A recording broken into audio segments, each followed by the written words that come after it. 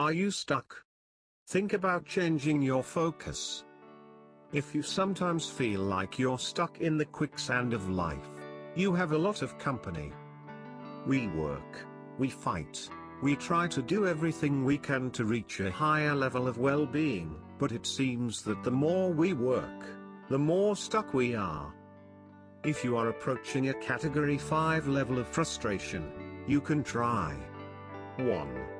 Change your view from the really nice, but frustrated person in the mirror to one, or more of the other people who inhabit this good earth. I realize that it's important to pay attention to number 1, ourselves. We need to set goals, make plans, and then do what we need to do so that we can at least make progress towards our goals. We need to take personal financial responsibility, plan our retirement, and often cover ourselves to avoid being eaten by one, or more of life's rodents.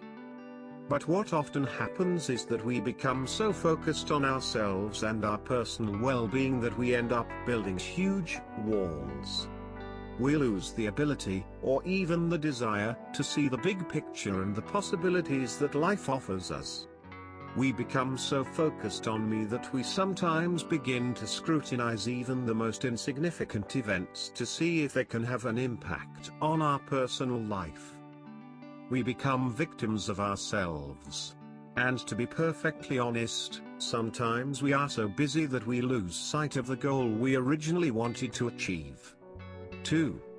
One possible solution, as I mentioned earlier, is to shift our attention from me to others. From the role of receiver to the role of giver. And no, I'm not even suggesting that this requires a big change in the things we do every day. It can lead to it, but it is not an essential part of the initial process. My point is this: no matter what you do to earn a living, or keep a house in a logical direction, at some point, a real person is likely to benefit from what you do. Think about that.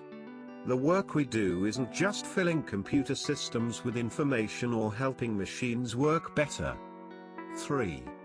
It's not just about taking money from people to get a paycheck at the end of the week. It's not just filling out forms, nailing boards, assembling electronics, carrying packages, going to meetings, cutting down trees, fixing cars, painting houses, putting away shelves, installing drywall, or flipping burgers. Somewhere, at some point, and perhaps immediately, another person is likely to be positively influenced by what you do. And yes, if you're paying attention, you may have noticed that I used a few evasive words in the previous paragraph, probably, and likely. I had to do that because in the real world, there are individuals whose efforts to make money are primarily focused on non-beneficial activities. That's the way the world is. 4. For the rest of us, however, our activities and work generally reflect a more positive effort. This brings us back to the original suggestion.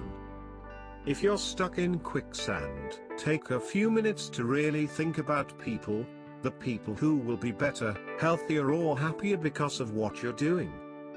Think about how you give your time and talents so that others can benefit in some way from your efforts. Do you see what can happen here? When we shift our attention from me to others, our work, the things we do every day, begins to take on a new meaning. We are now a donor. Our lives have an honest meaning. We know that what we do really matters to someone else. That's something very special, isn't it? 5. If you have to be imaginative to see that at least one other person is benefiting from what you do that doesn't suit you, maybe you should look for another job, or at least another way to spend your free time. Many people could benefit from your talents. Think about your strengths, what you enjoy, and what could help others live better lives. Then do it. You'll be out of quicksand before you know it.